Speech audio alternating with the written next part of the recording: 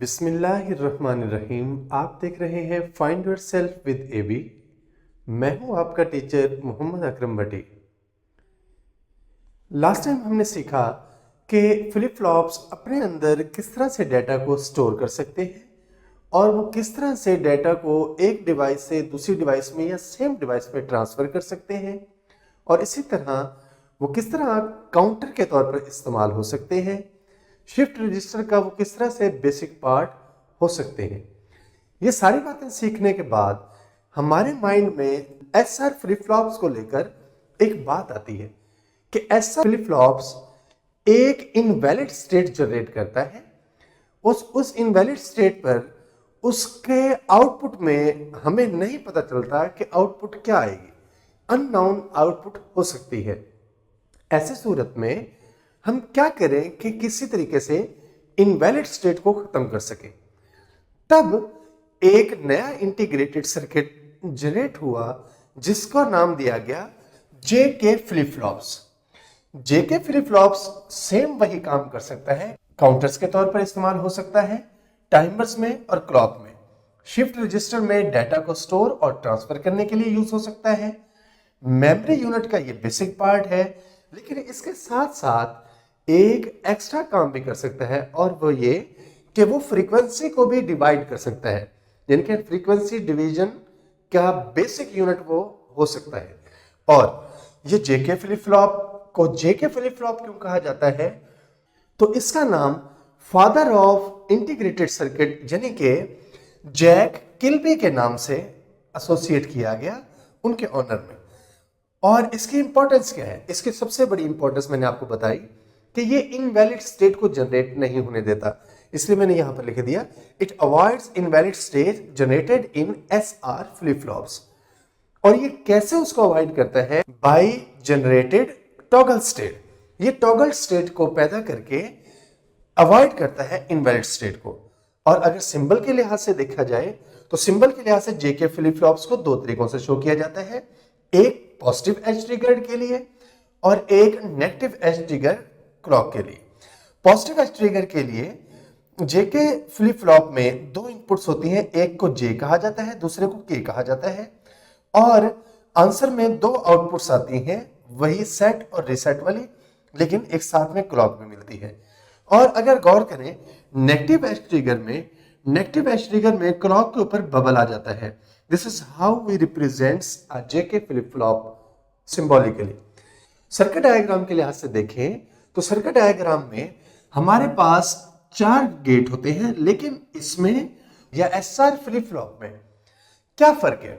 SR flip flop में और इसमें यह फर्क है कि यहां पर जो गेट्स यूज की जाते हैं नैंड गेट के तौर पर G1, G2, वो 3 इनपुट गेट्स होते हैं, जबकि हमने पढ़ा एसआर फ्लिप फ्लॉप्स में 2 इनपुट्स गेट्स होते हैं।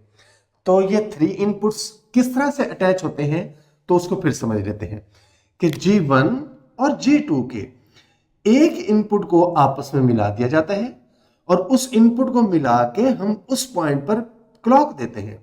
और हमने पढ़ा क्लॉक कौन ट्रांसफर करता है, तो जवाब है पल्स ट्रांजिशन डिटेक्टर। ये क्लॉक को सी पॉइंट पर देगा, और सी पर जब पहुंचेगी तो दोनों इनपुट्स पर हमारी क्लॉक पहुंच जाएगी। और इससे G1 और G2 की एक इनपुट J कहलाती है और G2 की एक इनपुट K कहलाती है। बाकी रह जाती है एक इनपुट G1 की फ्री और एक इनपुट G2 की फ्री, क्योंकि ये 3 इनपुट डिवाइसेस है। अब अगर हम बात करें कि जो G2 की है, एक इनपुट जो रिमेनिंग इनपुट है G2 की, वो हम कनेक्ट कर देते हैं सेट स्टेट यानी कि output of the JK flip flop. तो सेट स्टेट के साथ कैसे कनेक्ट करते हैं कि Q से एक आउटपुट लेते हैं और उसको कनेक्ट कर दिया G2 के साथ, और इसी तरह जो G1 की एक इनपुट रहती थी उसको कनेक्ट कर दिया G4 की आउटपुट के साथ। इस तरह से हम इसमें कनेक्शन लाते हैं। इसका फायदा क्या होता है? इसका फायदा ये होता है कि इनवैलिड स्टेट जनरेट नहीं होती, कि जब हम इस पर इनपुट पर 1 और 1 देंगे और फिर क्लॉक अप्लाई करें तो आंसर में कभी भी इनवैलिड स्टेट नहीं आएगी। तो ये वर्क कैसे करता है? इसकी वर्किंग वेरी सिंपल है, और वो क्या कि अगर हम इनपुट में 0 0 दे दें, इनपुट पर 0 0 दे दें, मतलब J और K पर 0 0 दे दें, फिर क्लॉक को ट्रिगर करें। जब क्लॉक ट्रिगर करेगी और J और K पर 0 0 होंगे, उस वक्त हमारे पास नो चेंज वाली सेम एज इट इज, जिस तरह से SR फ्लिप फ्लॉप्स में हमने पढ़ा, नो चेंज की स्टेट जनरेट होगी। तो आंसर में Q जो पहले स्टेट उसकी पहले स्टेट थी, यानी कि हो सकता है वो पहले क्या हो, 1 हो, और ये हो सकता है पहले क्या हो, 0। तो इनपुट पर अगर J और K को हम 0 0 अप्लाई करेंगे तो ये स्टेट चेंज नहीं होगी, यानी कि Q और Q बार दोनों नो चेंज स्टेट पर आ जाएंगे। और क्या होगा अगर J पर 0 दे दें और K पर 0 की बजाय हम दे दें 1। अगर K पर 1 दे देते हैं तो हमने पढ़ा हुआ है कि J पर 0 देने से आउटपुट में हमारे पास सेट स्टेट की बजाय रीसेट स्टेट जनरेट होती है। ये रीसेट स्टेट से क्या मुराद है? रीसेट स्टेट से मुराद है कि हमारे पास Q पर आ जाएगा 0 और जो Q बार है उस पर आ जाएगा 1। तो इस तरह से हमारे पास यहां Q पर 0 और Q बाहर पर 1, इस स्टेट को हम आमतौर पर कहते हैं रीसेट स्टेट। क्या होगा अगर हम J पर 1 दें और K पर दे दें 0? अगर J पर 1 देंगे और क्लॉक ट्रिगर हो जाती है तो पॉजिटिव एज ट्रिगर पर J अगर 1 हो तो आउटपुट में Q पर 1 आता है और Q बार पर 0 आता है, यानी कि सेट स्टेट जनरेट हो जाती है। ऐसे सूरत में हमारे पास Q पर क्या आ जाएगा, 1, और Q बार पर क्या आ जाएगा, 0।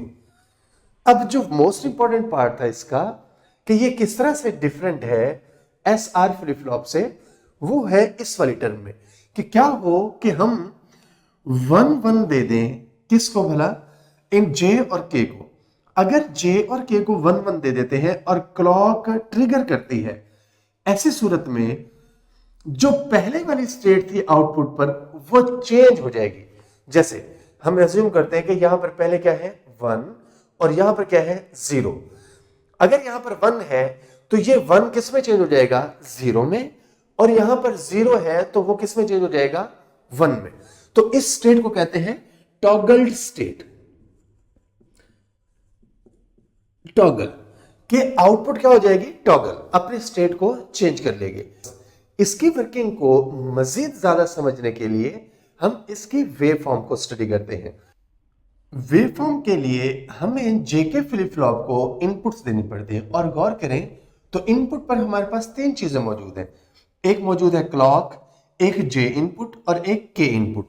फॉर एग्जाम्पल अगर हम बात करें क्लॉक की, तो क्लॉक कुछ इस तरह से चेंज होती है। उधर लिख देता हूं मैं पहले CLK के स्टार्ट में 0 और फिर क्लॉक आती है, पल्स आती है, फिर 0, फिर पल्स आती है, फिर 0, फिर पल्स आती है, थोड़ी देर के बाद फिर 0 और फिर पल्स आती है।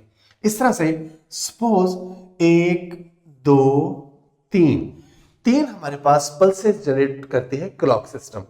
और उस वक्त J पर क्या होगा, हम J के इनपुट को अपनी मर्जी से सेट कर सकते हैं, यानी कि ये डेफिनेट नहीं है कि आपने यही वेव फॉर्म बनानी है, आप इसको चेंज भी कर सकते हैं अपनी मर्जी के लिहाज से। लेकिन तरीकाकार क्या होगा, आंसर सेम होना चाहिए। किस तरह कि अगर सपोज स्टार्ट में J 0 है और फिर 1 हो जाता है और फिर 0 और फिर 1 और फिर 1 और फिर 0, और इस तरह से J चेंज करता है अपने आप को। अब मैं जब कहता हूं 0, इससे मुराद होता है कि डाउन वाली साइड। जब मैं कहता हूं 1 तो इससे मुराद है अपर साइड। जब मैं कहता हूं 0 तो डाउन वाली साइड। जब मैं कहता हूं 1 तो अपर वाली साइड को काउंट किया जाता है। और सपोज उस वक्त जो है के अपने आप को चेंज कर रहा है कि के पहले 1 होता है, फिर हो जाता है 0, और फिर 1 होता है, फिर हो जाता है 0, और इस तरह से अपने आप को चेंज कर रहा है। ये गौर करें, इसमें मैंने कोई तरतीब नहीं रखी। मतलब मैंने अपनी मर्जी से J की वैल्यू पुट की, J को इंक्रीज और डिक्रीज किया, K को भी अपनी मर्जी से इंक्रीज और डिक्रीज किया। लेकिन ऐसे सूरत में हम आउटपुट को अपनी मर्जी से एडजस्ट नहीं कर सकते। आउटपुट जो है वो इन रूल्स को फॉलो करेगी। तो आउटपुट में अगर हम गौर करें तो Q को अगर शो कर दे सिर्फ, तो Q का उलट होता है Q बार, इसलिए हम Q के लिखेंगे इधर। Q को देखने के लिए अगर हम पॉजिटिव एज ट्रिगर को देखते हैं तो हमें यह पता है कि फ्लिप फ्लॉप अपनी आउटपुट चेंज करता है जब भी ट्रिगर होता है। तो ट्रिगर वाली साइड पर हमने क्या करना है, डॉटेड लाइन लगा लेनी है इस तरह से, बिल्कुल सीधी डॉटेड लाइन, और ये सीधी डॉटेड लाइन। इन डॉटेड लाइंस पर हमारी आउटपुट में चेंज होना है। तो आउटपुट किस तरह से चेंज होगी देखते हैं। स्टार्ट में जब J 0 है उस वक्त K क्या है, 1। अगर J 0 है, K 1 है और पहली पल्स ट्रिगर हो जाती है तो J 0 K 1 पहली पल्स ट्रिगर होती है तो रीसेट स्टेट जनरेट होती है। रीसेट स्टेट का मतलब कि सपोज हमारे पास स्टार्ट में Q पर था 1, जैसे ट्रिगर आएगी तो वो 1 किस में चेंज हो जाएगा, 0 में। और कब तक 0 रहेगा, जब तक अगली क्लॉक नहीं आती। और अगली क्लॉक पर हमें देखना होगा कि उस वक्त इनपुट्स पर क्या है, J और K में। अगली यानी कि सेकंड क्लॉक पर हम गौर करें तो J 1 है और K क्या है, 0। अगर J 1 हो, K 0 हो, ऐसी सूरत में हमारे पास आउटपुट में क्या शो हो जाएगा, आउटपुट में शो हो जाएगा हमारे पास सेट स्टेट। तो सेट स्टेट को हम क्या कहते हैं कि आउटपुट किस में चली जाएगी, 1 में। अगर 0 है तो वो किस में चली जाएगी, 1 में। तो ये 1 रहेगी जब तक अगली क्लॉक नहीं आती। क्या होगा अगर अगली क्लॉक आ जाए, तो अगली क्लॉक पर हम देखेंगे पॉजिटिव एज ट्रिगर के वक्त J की वैल्यू क्या है, 1, और K की भी वैल्यू क्या है, 1। जब J और K 1 होते हैं उस वक्त हमारे पास टॉगल स्टेट जनरेट होती है। और मैंने अभी आपको बताया टॉगल स्टेट का मतलब होता है कि आउटपुट जो है वो अपने आप को चेंज करेगी। कि अगर आउटपुट पर 1 है तो वो अपने आप को चेंज करके किस में ले जाएगी, 0 में। और अगर फॉर एग्जांपल यहां पर आउटपुट 0 होती तो टॉगल स्टेट में यानी कि जब J और K 1 1 और क्लॉक ट्रिगर करे तो टॉगल स्टेट कहलाती है। उसमें अगर ये 0 होती तो ये किस में चेंज हो जाती, 1 में।